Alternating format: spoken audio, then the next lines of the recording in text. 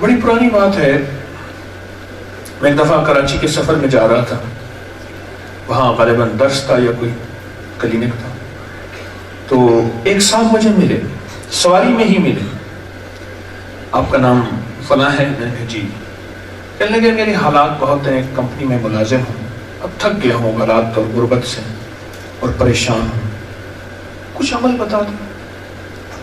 میں نے اسے 3 چیزیں بتائیں، 3 چیزیں آپ کو بتا دوں۔ میں نے اسے 3 چیزیں بتائیں، میں نے اگر 3 چیزیں یہ کر لیں، آئندہ جو ہماری ملاقات ہوگی وہ مالداری اور تمنگری میں ہوگی۔ پھر میں نے اس سے کہا دیکھ، جو کچھ بات میں نے منہ سے نکالی ہے نا، اسے مجھے اپنی ذات کا کوئی کمال نہیں اور اپنی ذات کا کوئی بھروسہ نہیں، میں مدینے والے کے اعمال دوں گا، انہی کے اعمال، فقط میرا ہاتھ چل رہا ہے، انہی کا مطلب نکل رہا ہے۔ 3 چیزیں۔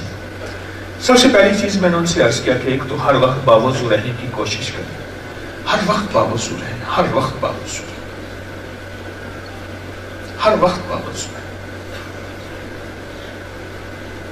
اور وضو کرتے ہوئے بہترین وضو کرنے والا وہ ہے جو پانی کم سے کم استعمال کرے، پانی ضائع نہ کرے، بہترین وضو کرنے والا وہ ہے۔ اور دوسرا میں نے ان سے عرض کیا کہ جب بھی گھر میں داخل ہوں سلام کریں، اور سلام کر کے ایک دفعہ سورۃ اخلاص پڑھیں، قل واللہ پڑھیں، 2 من۔ اور تیسرا میں نے ان سے عرض کیا کہ دن رات وضو بے وضو اٹھتے بیٹھتے تیسرا کلمہ پڑھیں، سبحان اللہ الحمدللہ ولا الہ الا اللہ واللہ اکبر ولا حول ولا قوت الا باللہ العلی العظیم۔ تیسرا کلمہ پڑھیں، اور تیسرا کلمہ پڑھنا کیسے ہے؟ وجدان سے، درد سے، غم سے، یقین سے، اعتماد سے، اور بہت زیادہ کثرت سے تیسرا کلمہ پڑھیں۔ یہ چیزیں میں نے عرض کر دی۔ لاہور سے کراچی ہم پہنچ گئے تھوڑی دیر میں، اور اس کے بعد لوگ کو پتہ چلا گیا، اس کی اپنی منزل، میری اپنی منزل۔ غالباً 4-5 سال کے بعد ایک دفعہ مجھے وہ بندہ ملا، اور اس نے عجیب بات کہی، اچانک ملا اور میرے نام سے مجھے پکارا، اور میرے نام سے پکار کے آ کے مجھے مخاطب کیا، آپ نے پہچانا؟ میں نے کہا کہنے لگا میں وہی شخص ہوں، میں وہی شخص ہوں کہ جو اس کو آپ نے یہ 3 چیزیں بتائی۔ میں سرگودا کا رہائشی تھا، اور کنو مالٹے وہاں کنو وغیرہ کا نظام ہے، باغات ہیں۔ میں نے ہمیشہ جب بھی اس کاروبار میں ہاتھ ڈالا ہمیشہ نقصان ہوا اور برباد ہوا، اور کبھی مجھے خوشحالی نصیب نہیں ہوئی۔ میں خوشحالی کے لیے ہمیشہ ترستا رہا، اور میرے لگائے ہوئے پودے خوشحال ہو گئے، اور مجھے کبھی خوشحالی نصیب نہیں ہوئی۔ اور جب سے آپ نے یہ بتایا، اس دن سے پھر میں نے کام کیا، اور میرا تو یقین یہ ہے کہ میں مٹی میں ہاتھ ڈالوں تو مٹی سونا ہو جاتا ہے، اور پہلے سونے میں ہاتھ ڈالتا تھا تو سونا مٹی ہو جاتا ہے۔ آج ہمارا 19واں روزہ ہے۔ اس 19 روزے کو ایک راز کے ساتھ گزارنا ہے، وہ راز میں آج دینا چاہتا ہوں، ایک راز کے ساتھ گزارنا ہے۔ اللہ سے 2 رزق مانگنے ہیں، اللہ رزق روحانی بھی عطا فرما، رزق جسمانی بھی عطا فرما، لیکن مجھے دسترخوان مولا وسیع چاہیے، آقا وسیع چاہیے، کریم وسیع چاہیے۔ رزق روحانی کیا ہے؟ رزق جسمانی تو وافر مقدار میں ہمیں مل چکا ہے، رزق روحانی کیا ہے؟ یہ تسبیح، یہ ذکر، یہ اعمال، یہ تلاوت، یہ گناہوں سے بچنا، اس کی نافرمانی سے بچنا، کملی والے پہ درود و سلام، اور حضور کے آل و اصحاب سے محبت، یہ اولیاء کا ادب، یہ سارا رزق روحانی ہے۔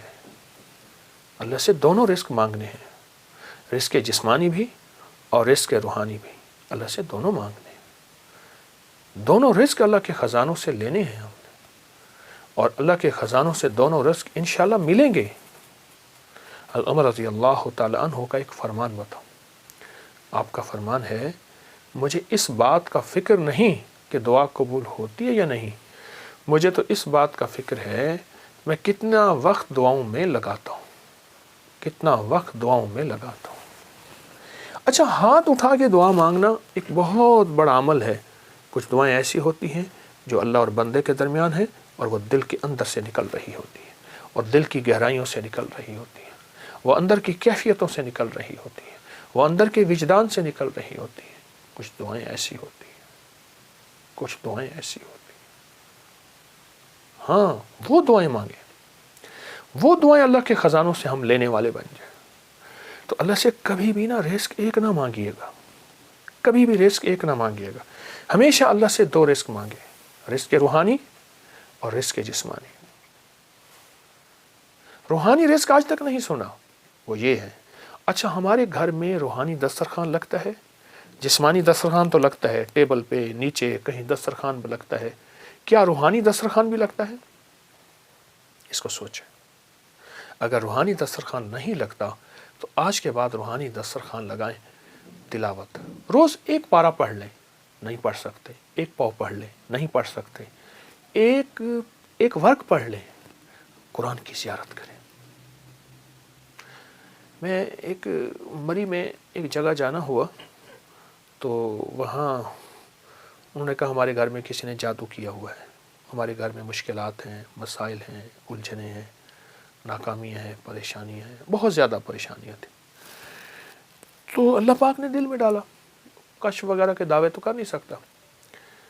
میں نے کہا آپ کے گھر میں قرآن کی بد دعا ہے، اور پھر میں نے انہیں ایک واقعہ سنایا۔ ایک بہت بڑے درویش تھے، وہ ہر سال ایک جگہ جاتے تھے، چند دن وہاں گزارتے، لوگوں کو اللہ اللہ سکھاتے۔ تو انہوں نے کہا حضرت ہمارے ہاں قریب ایک گاؤں ہے، بستی ہے، ان کے لوگ بہت پریشان ہیں، آپ وہاں بھی تشریف لے جائیں۔ وہاں گئے تو واقعی پریشان تھے لوگ، گھروں میں بیماریاں، جھگڑے، طلاقیں، تکلیفیں، مشکلات، بندشیں، مسائل رزق کے، گھر کے، اولاد کے، بہت پریشان۔ حضرت نے وہاں سے غور سے وہاں پہنچے تو غور سے سارے نظام پہ توجہ فرمائی، دیکھا۔ آپ نے فرمایا تمہارے گھروں میں قرآن کی سسکیاں سن رہا ہوں، اور قرآن کی بد دعائیں سن رہا ہوں، اور قرآن کی بد دعا بہت سخت بد دعا ہوتی ہے، اور قرآن کی بد دعا سے بچو۔ حیران ہو گئے کہ قرآن بد دعا دیتا ہے؟ فرمایا قرآن کی سسکیاں بھی ہوتی ہیں، قرآن کی بد دعائیں بھی ہوتی ہیں، اس سے بچو۔ ان پڑھ ہو، نہیں پڑھ سکتے، قرآن پاک اٹھاؤ، چومو، اور باوضو، اور اس کی ہر سطر پہ پہلا کلمہ پڑھتے جاؤ، ہر سطر پہ پہلا کلمہ پڑھتے جاؤ۔ اور اگر پڑھے ہوئے ہو، ایک پارہ پڑھ لو، آدھا پارہ پڑھ لو، ایک پاؤ پڑھ لو، تھوڑا پڑھ لو، زیادہ پڑھ لو۔ میری درخواست یہ ہے، اللہ سے رزق روحانی منوائیں۔ اللہ میری نسلوں کے لیے رزق روحانی عطا فرما۔ ان رمضان کی 19 رمضان کی ان معتبر، مبارک اور مقدس گھڑیوں میں اللہ سے رزق روحانی منوائیں۔ ہمیں دنیا کی کائنات کے خزانے مل گئے، رزق روحانی نہ ملا، ہم کنگلے ہیں، ہم یتیم ہیں، ہم مسکین ہیں، ہم مفلس ہیں، ہم در بدر ہیں، ہم فٹ پاتیے ہیں، ہمارے پاس کچھ نہیں ہے، اور ہمیں رزق روحانی مل گیا تو انشاءاللہ ہم کامیاب ہیں۔ آل رسول، اصحاب رسول کی زندگی میں رزق روحانی وافر تھا، رزق جسمانی کم تھا۔ بڑی بڑی اولیاء کے ہاں رزق روحانی وافر تھا، رزق جسمانی کم تھا۔ یہ ضرور اپنی زندگی میں شامل کریں، اس کا آپ کو بہت فائدہ ہوگا۔ اور ایک بات درخواست کروں گا، اپنی ہنڈیا میں ہلدی کا استعمال لازم کیا کریں، کینسر کی روک تھام کے لیے، السر کی روک تھام کے لیے، خون کے اندر سرخ ذرات، ہیموگلوبن اور فلاں فلاں چیز کی کم کرنے کو ختم، یا اس کا کم نہ ہو وہ چیز، اس کے لیے، جوڑوں کے لیے، پٹھوں کے لیے، کمر کے لیے، اعصاب کے لیے، اور جسم کی طاقت کے لیے اپنے کھانوں میں، ہنڈیا میں ہلدی کا استعمال بڑھائیں، اور ضرور کریں۔ اور رمضان میں بھی انشاءاللہ صحت مند اس لیے ہونا ہے کہ بڑھ چڑھ کے اللہ کی عبادت کرنی ہے اور اللہ کی مخلوق کی خدمت کرنی ہے۔ اللہ ہماری حاضری کو قبول فرمائے، انشاءاللہ اللہ پاک کو ضرور قبول فرمائیں گے۔ جزاک اللہ، السلام علیکم۔